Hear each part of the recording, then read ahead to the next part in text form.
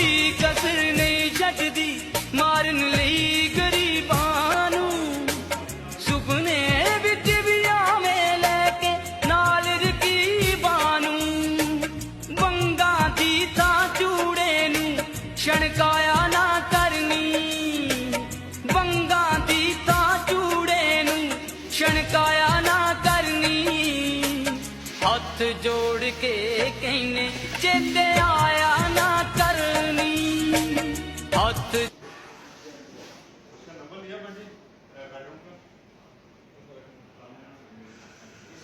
डालो मैं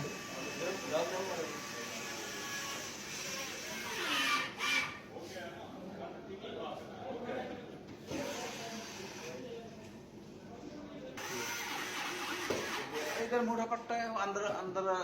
डालता गिलास को वो भी टाइट करके लगा चावल हाँ एक चाय पीने के लिए